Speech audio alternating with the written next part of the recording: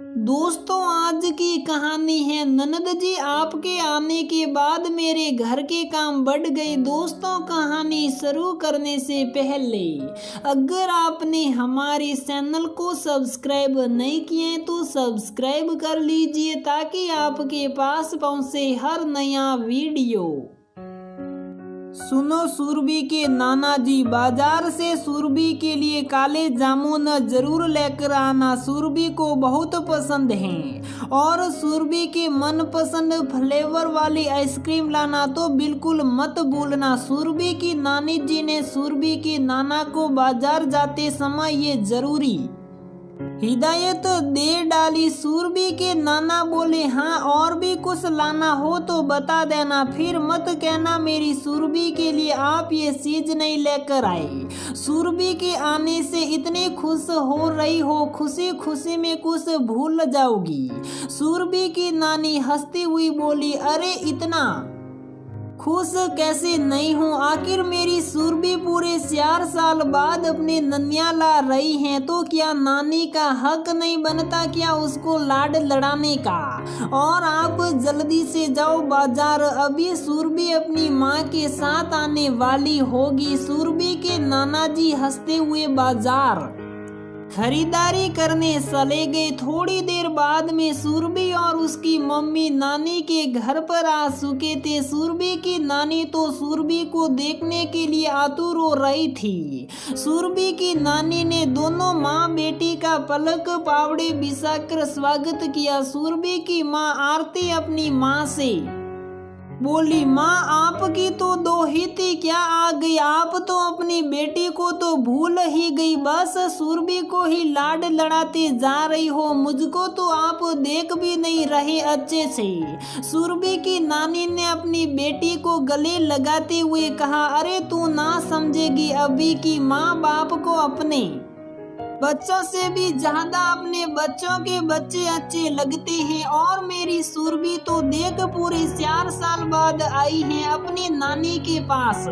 मुझे इसको पहले जी भर कर देखने दे, तू तो हर साल आती है गर्मियों की छुट्टियों में। सुरभि की मामी जी जूस लेकर आती हैं। सुरभि अपनी मम्मी जी के शरण स्पर्श करती हैं और मामी जी को भी अपने पास बिठा लेती हैं। थोड़ी देर बाद में मामी जी खाने की तैयारी करने के लिए चली जाती हैं। सुरभि भी रसोई में अपनी मामी जी के पीछे चली जाती हैं अपनी मामी जी की किचन के काम में मदद कराने के लिए। तभी सुरभि की नानी बोलती हैं, अरे बेटा तो रसोई में क्या कर रही है, आजा, अभी अभी तो आई है, थोड़ा आराम कर ले, आजा मेरे पास बैठ, थोड़ी बातें करते हैं। सुरभि अपनी नानी और माँ के पास बैठ जाती हैं। कुछ देर बाद में मामी जी खाना बनाकर तैयार कर देती हैं। सब लोग खाना खा लेते हैं। सुरभि को नानी के घर आए 4-5 दिन हो गए। सुरभि देख रही थी उसकी मामी जी सारे दिन काम में ही उलझी रहती थी। सुरभि की नानी और उसकी माँ मामी जी को हमेशा कोई ना कोई काम का आदेश देती रहती थी, कभी नाश्ते में ये बनाना, कभी दोपहर के खाने में वहाँ बनाना, कभी रात के खाने की तैयारी। सुरभि की मामी जी को उनके साथ बैठकर बात करने का टाइम भी नहीं मिलता था। सुरभि की मामी जी मुस्कुराते हुए घर का सारा काम करती थी, फिर भी सुरभि की माँ और नानी दोनों मामी जी के ऊपर न किसी बात को लेकर चिल्ला देते थे। सुरभि को ये बिल्कुल अच्छा नहीं लग रहा था कि मामी जी घर का काम सारा अकेले करती हैं और माँ और नानी दोनों बैठी बैठी बातें करती रहती थी। एक दिन सुरभि ने अपनी माँ से कहा, मम्मी आप जब से नानी के घर आई हो तब से मैं देख रही हूँ आप बस आराम ही आराम करते जा रहे हो, यहाँ तक कि आप किचन में से खाना भी अपने लिए खुद नहीं ला सकते, उसके लिए भी आप मामी जी को आवाज लगाते हो। मामी जी आपको सुबह की चाय से लेकर रात का खाना तक आपको बैठे बैठे पकड़ा रहे हैं। आप एक सम्मस भी इधर से उधर नहीं कर रहे। मुझको मामी जी को ऐसे देखकर अच्छा नहीं लग रहा। मुझको लग रहा है माँ हमारे यहाँ आने से और इस तरह बिना कोई काम काज किए बिना रहे मामी जी हमारे काम के बोझ से दब गई हैं। मामी जी भी इंसान है, मशीन थोड़ी है जो सारी दिन आप उनको अपने इशारों पर नसाती रहती हो। मैं कोई काम में उनकी मदद करने की कोशिश करती हूँ तो आप मुझको भी नहीं करने देते। आपको पता है माँ, एक बार मामी जी हमारे यहाँ आई थी किसी काम से, तो मामी जी का सिर्फ 4 दिन रुकना हुआ था हमारे घर। उन 4 दिनों में ही मामी जी ने हमारे घर का सारा काम अपने ऊपर ले लिया था। मामी जी किचन में पूरा काम करती, खाना बनाती, बर्तन साफ करती, हम लोगों के कपड़े धो देती। मैंने आपको बोला माँ, मामी जी 4 दिन के लिए हमारे घर पर आई हैं। आप उनसे ऐसा कोई भी काम मत कराओ, बस उनकी खातिरदारी करो। तब हाँ, आपने मुझे जो बात बोली अब वह बात आप भूल गई। माँ, आपने मुझे थोड़ा डांटते हुए बोला था कि देख सुरभि, ज्यादा बड़ी बनने की कोशिश मत कर। जब कोई घर में आता है ना, तब उस आने वाले का काम भी फैलता है। तेरी मामी जी के आने से घर का काम भी थोड़ा तो बड़ा है ना, तो क्या हो गया अगर तेरी मामी जी घर के कामों में मेरी थोड़ी मदद कर रही हैं, तो ऐसा तो सबको करना चाहिए। जब कोई कहीं थोड़े दिन के लिए रुकने के लिए जाए, तब छोटी मोटी मदद करने से अगले पर भी बोझ नहीं पड़ता और हमको भी थोड़ी राहत मिल जाती है। कायदा बनता है तेरी मामी जी का मेरी मदद कराने का। तो अब आप ही बताओ माँ, हम नानी के घर आए हैं तो नानी के घर भी तो काम बड़ा है ना। क्या अब आपका कायदा नहीं बनता कि आप मामी जी की घर के कामों में थोड़ी मदद कर दे? बस फर्क ये है कि आप रिश्ते में मामी जी की ननद लगते हो। तो जब मामी जी आपके घर पर आए तब आप मामी जी को काम के लिए बोल सकती हो, पर मामी जी आपकी भाभी लगती हैं, तो जब आप उनके घर आए तब वह ये नहीं बोल सकती कि काम तो हमारे घर भी फैलता है नंदरानी, क्योंकि कायदे सिर्फ भाभियों के लिए होते हैं, ननदों के लिए नहीं। आप मामी जी की मदद नहीं करा सकती, मत कराइए, पर मैं जब उनकी मदद करना चाहूँ तो मुझे तो मत रोकिए प्लीज।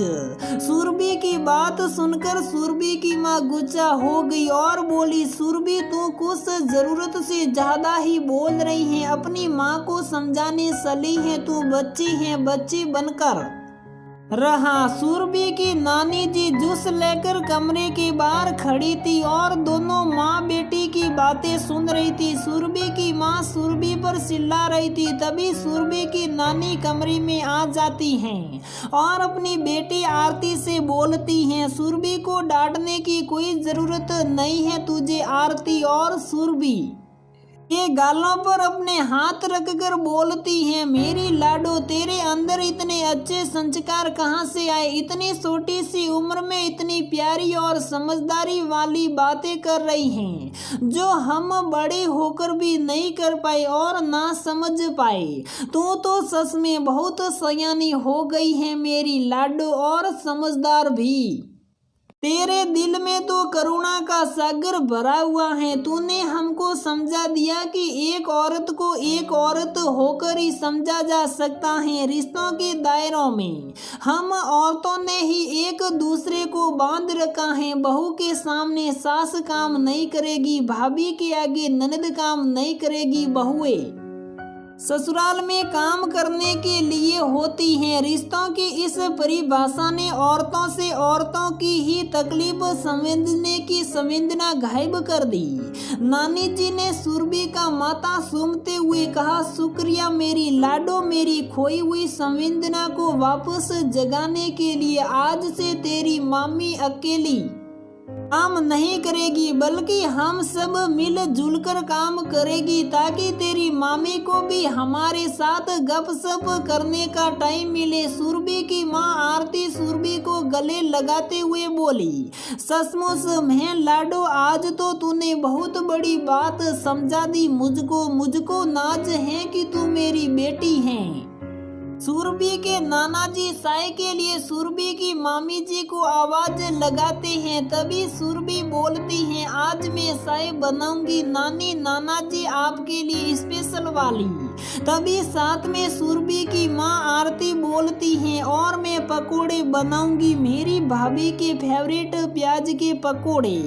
तभी सुरभि कि मामी जी आती हैं और बोलती हैं, अरे दीदी आप लोग क्यों परेशान हो रहे हो, मैं हूँ ना। सुरभि बोलती हैं, मामी जी आप अपने हाथों पर नेल पेंट लगा लीजिए, तब तक आपको कितने दिन हो गए अपने हाथों पर नेल पेंट लगाए हुए, थोड़ा काम तो हमें भी करने दीजिए। सुरभि ने हंसते हुए अपनी मामी जी से कहा, जाइए जाइए, थोड़ा अपने लिए भी जी लीजिए। सुरभि की नानी सुरभि की बलैया ले रही थी और साथ ही साथ मन में सोच रही थी, कौन कहता है उम्र खाने पर इंसान समझदार होता है। इंसान की समझदारी उम्र से नहीं बल्कि उसकी सोच से होती हैं, जो छोटी सी सुरभि में कूट कूट कर भरी हुई हैं। तो दोस्तों हमारी ये कहानी यहीं पर समाप्त होती है।